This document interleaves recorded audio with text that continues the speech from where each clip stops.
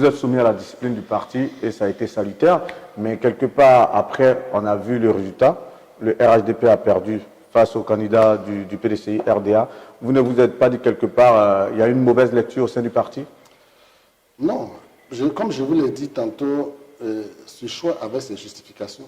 Donc, je ne vais pas critiquer le choix de mes patrons. Donc, ce choix avait des justifications. Donc, si on a échoué ensemble. Ce n'est pas une défaite d'un tel. C'est comme en 2021, quand nous sommes allés, bien entendu,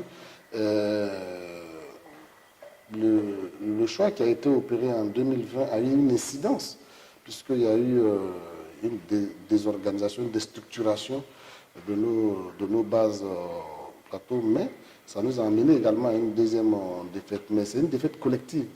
L'une ou l'autre demeure des défaites collectives.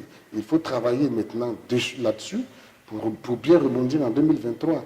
Il faut faire la bonne lecture, il faut faire l'analyse fine pour savoir où on a été défaillant. Parce qu'on ne va pas oublier que le PDCI gère depuis la communalisation en 80 la commune du Plateau. Cela crée un ancrage fort. Donc pour déboulonner un tel parti, il faut de la méthode. Il faut de la méthode. Il ne faut pas simplifier. Ce n'est pas seulement que de la communication, ce n'est pas seulement avoir de l'entrain, non, il faut de la méthode. Il faut analyser la force de l'adversaire, savoir pourquoi, pendant toutes ces périodes-là, quelles que soient les adversités, il gagne. Voir les failles, travailler avec méthode et puis gagner.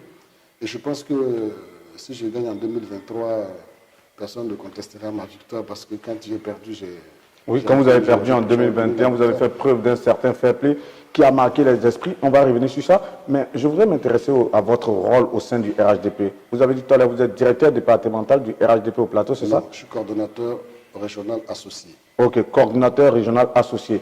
Et au sein du directeur du RHDP, je n'ai pas de fonction. Comment est-ce que vous expliquez qu'en tant que militant de première heure, depuis toutes ces années, vous n'ayez pas un poste ou un rôle au sein du directoire? Non, je suis déjà nommé par le directoire coordonnateur régional associé. Mais dans l'organe, déjà de faire ce job-là. Mais non, quand on vous nomme quelque part, faites le job. Voilà, on ne peut pas être tous à la direction centrale. Vraiment. Où vous êtes, quand on vous nomme quelque part, faites le job. Si vous faites bien le job, on vous nommera à d'autres fonctions plus tard. Donc, moi, je ne suis pas exigeant sur ces questions-là. Où je suis, je fais bien ce qu'on me demande de faire. Et pour le moment, je suis coordonnateur régional associé au Plateau. Avec mes camarades du Plateau, nous travaillons à faire vivre la flamme du RHDP au Plateau. Pour le moment, c'est ça. On a fait en sorte que le président remporte les élections. Malheureusement, nous avons fait ce faux pas aux législatives, dont nous avons tiré les leçons. On travaille méthodiquement à bien rebondir en 2023 et mieux porter la flamme du RHDP au Plateau. C'est de cela qu'il s'agit. Il ne faut pas faire des batailles inutiles de positionnement. Non. Où vous êtes, faites bien ce qu'on vous demande de faire. On voit que vous avez la petite trop. Vous n'avez pas le statut du militant zélé qui souhaiterait jouer les premiers rôles. Mais est-ce que quelque part, vous ne pensez pas que cela vous porte préjudice dans votre positionnement au sein de votre parti? Du tout. Cela voudrait dire que j'ai un calendrier, j'ai un agenda secret, je veux être ceci. Non.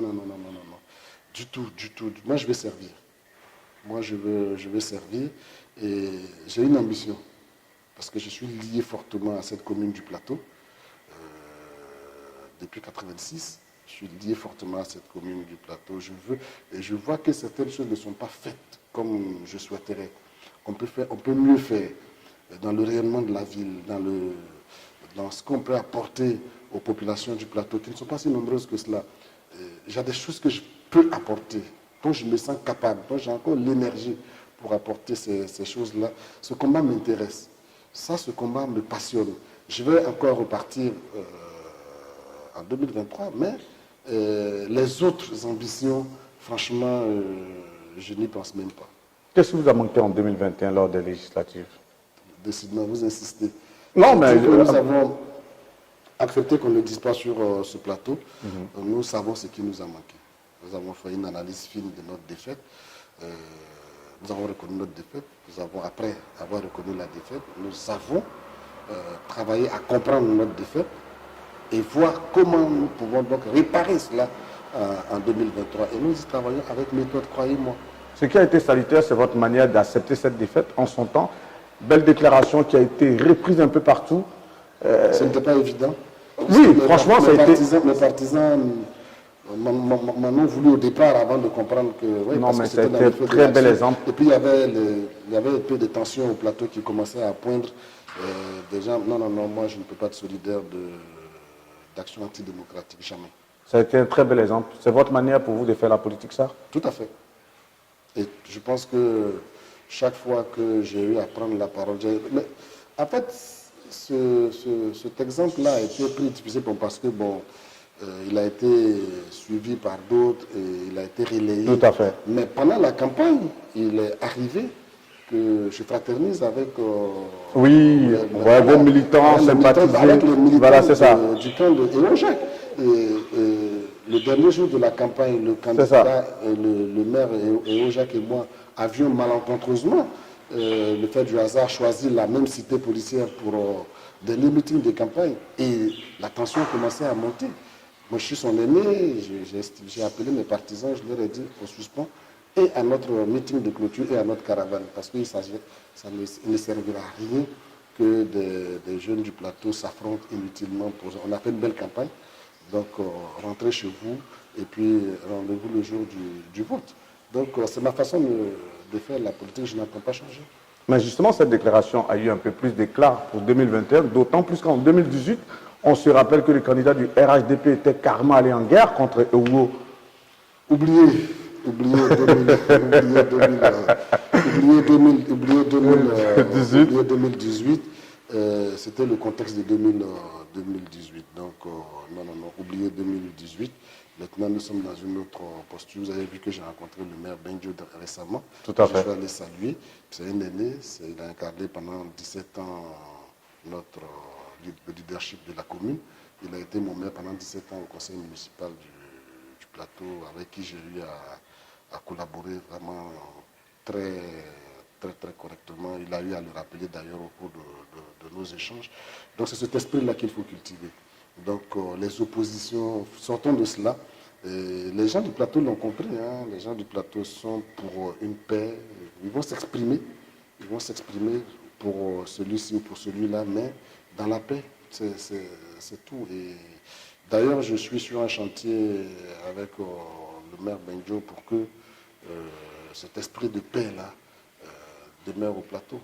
2023, du moins, vous êtes dans les starting blocks pour les municipales. Vous avez assez suffisamment, on va dire, affûté vos armes pour gagner cette fois-ci? Absolument, absolument. Je vais vous le dire, je ne serai pas candidat si j'ai le sentiment que je vais perdre. Si j'y vais, c'est que je vais gagner.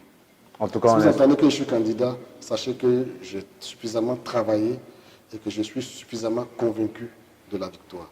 Si j'ai un doute, quel qu'il soit, si j'ai un doute sur ma victoire, je n'irai pas, je permettrai à un autre cadre du parti, certainement mieux outillé que moi de partir. Mais si j'y vais, c'est que j'ai l'intime conviction que le travail qu'on a élaboré est capable donc de nous porter donc, à la tête de la commune. S'il y a un doute, je me retirerai au profit de quelqu'un d'autre. En tout cas, votre parcours parle pour vous. 27 ans en tant que militant du RDA, 17 ans au conseil municipal. Vivement que 2023 soit l'année de OD à la mairie du plateau. C'est tout ce qu'on vous souhaite. Merci. On va s'intéresser un peu à la politique nationale. Quelle lecture vous faites de l'atmosphère actuelle? Une très bonne lecture. Moi, je suis un homme heureux aujourd'hui quand je vois au pays le président Doran Gbagbo, je vois le président Bédié s'exprimer, le président Ouattara. Là, chacun s'organise, comme je l'ai dit tantôt, à préparer 2025. Donc, ce climat-là, c'est ce climat-là que nous souhaitons pour notre pays, que les uns et les autres s'expriment. J'ai oublié de citer aussi le président Afi, donc, qui est là, qui est le président du Front populaire ivoirien. Donc, chacun de ces leaders-là organise sa formation politique. Je pense que le Front populaire ivoirien va à un congrès ce samedi, donc je leur souhaite bon congrès. Et donc, moi, c'est ça que j'aime. Pour moi, la démocratie, c'est ça. La démocratie, c'est le libre exercice du jeu politique et chacun va écouter, les Ivoiriens vont écouter les uns et les autres, vont analyser les programmes des uns et des autres, vont créer développer une sympathie avec les uns et les autres, et puis vont choisir en 2025 celui qu'ils pensent être capable de conduire la nation. 2025, vous avez lâché. 2025, qui vous voyez comme potentiel candidat? Je vous l'ai dit tantôt, nous avons un chef. Je ne parlerai pas pour les autres. Et je voudrais, peut-être que j'aurais dû le faire d'entrée d'interview. Je parle à mon nom.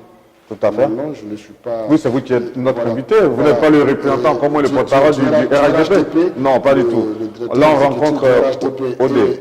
Le directeur de la communication, le directeur exécutif en charge de la communication porte la parole du parti. Je parle en tant que OD. Donc, celui que je vois, je ne vous le dirai pas. Mais ce que je sais par contre, c'est que nous avons un chef. Et ce chef-là, au moment opportun, va nous indiquer la voie. Et vous allez voir, quand notre chef va nous indiquer la voie, avec discipline, nous allons suivre la voie désignée et tracée par notre chef. Et nous allons faire en sorte que celui que notre chef nous a indiqué soit élu président de la République. Il n'y a pas d'autre lecture.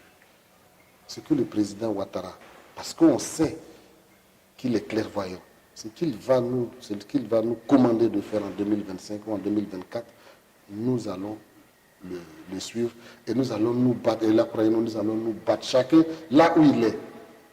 Voilà, si on me demande d'être peut-être ramasseur de chaises du RHDP à Ngolodougou dans mon village, j'irai le faire, pourvu que ce candidat qu'on aura désigné là soit élu président de la République. Donc, avec humilité, chacun devra se battre pour que notre candidat en 2025 soit élu. Parce que c'est un virage important.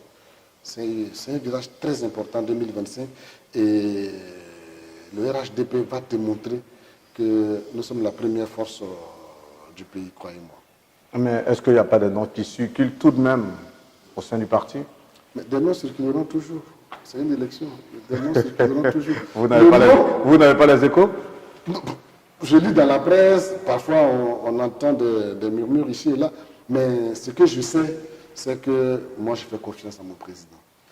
Je fais confiance à mon président et le temps opportun, il va nous dire quelle est la voie. C'est ça que nous attendons.